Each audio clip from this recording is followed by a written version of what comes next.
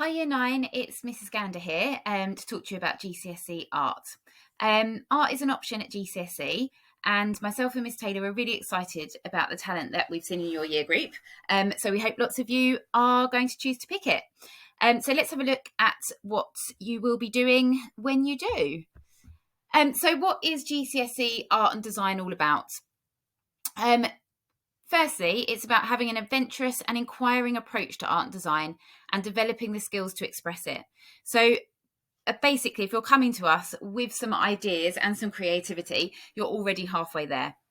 And you will develop an understanding of past and contemporary art and design and be able to produce a personal response to a range of ideas. What that means is we look at artists and designers in a similar way to what you've been doing in year 7, 8 and 9. And then you use all of your research to produce a final response, which means a big piece outside of a sketchbook. So just to explain a little bit about the course structure, because it is very different actually to your other GCSEs. So 60% of your art and design GCSE is based on what we call a portfolio. That means that when you walk through the door to our art room in year 10, we start straight away creating your coursework. So that means you'll either work on big sheets of paper or in a sketchbook, producing different artworks and trying out different things. That then becomes your portfolio of work, so a body of work. We work on that all the way through year 10, right up until Christmas in year 11.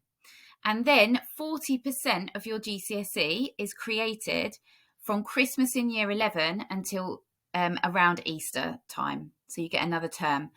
They call that the art exam. But basically there's no written exam in art. So this is the only subject where you won't have a written exam.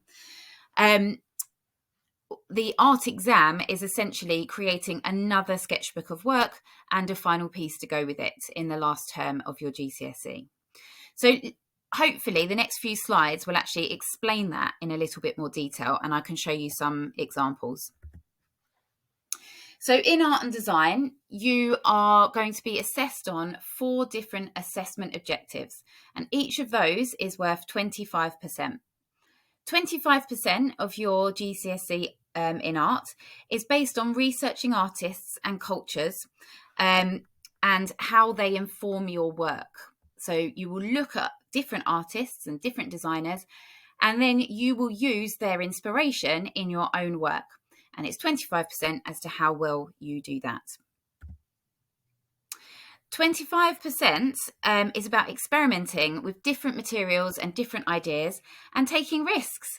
So the good news is, if you think you're better at painting rather than drawing, then you will be able to spend most of your art GCSE focusing on the bits that you're best at. So 25% is about experimenting. So if you want to experiment with different ways of using paint, you will be able to do that. And if you're more of a drawer, you will experiment with different ways of drawing, and you will be able to do either of those. We experiment with lots of different materials, and you'll be able to work either 2D or 3D if you choose to. So you can see here some other examples of how we experiment. The third 25% is based on your drawings and recordings, and that includes photography. So if you're a keen photographer, we do also look at photography during our art GCSE. If you have a look at the examples on the page here, you'll be able to see that they've also annotated those. So there's a little bit of writing. So whilst there isn't a written paper in the GCSE art and design, you have to include some writing in your coursework. And that's just to be able to talk about your own and others' work. So we integrate that throughout year 10 and 11, and you'll do a little bit of written work and annotation in your sketchbook, but no written exam at the end.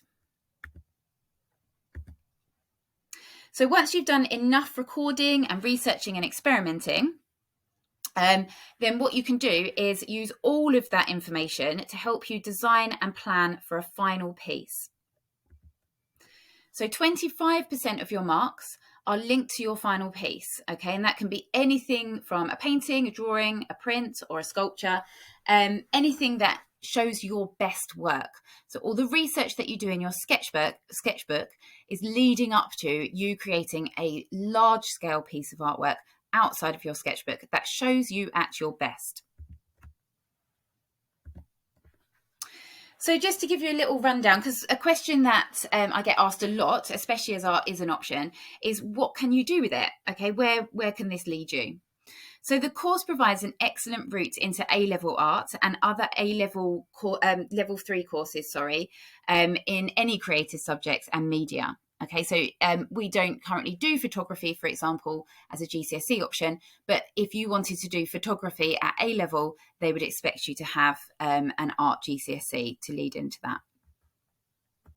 So there's loads of different creative careers that art can help you to progress into. There's loads of them written on the screen in front of you that you can have a look through, but the big ones that people tend to want to go into are architect, fashion designer, or interior designer. And I actually had a career before I went into teaching in public relations and marketing. So any creative career, art is a good GCSE to have to progress into that. So students contemplating any practical based hands-on learning course can benefit from studying art and design. So that can be from carpentry, like I said, through to marketing. GCSE art is also about ideas, okay, how we get them and how you develop them. And really, any career that you have is going to expect you to have ideas. And finally, if you enjoy art, then this is the course for you. If you enjoy it and you're going to come ready to do the work and the coursework that it entails, then you will do well and you will get a good GCSE. Hopefully that answers most of your questions about art and design GCSE. If you have any others, then please feel free to speak to Miss Taylor or myself in lessons. We're going to provide you with a little introduction to art and design GCSE in your lessons in the coming weeks as well. So hopefully you enjoyed a little insight into what we do.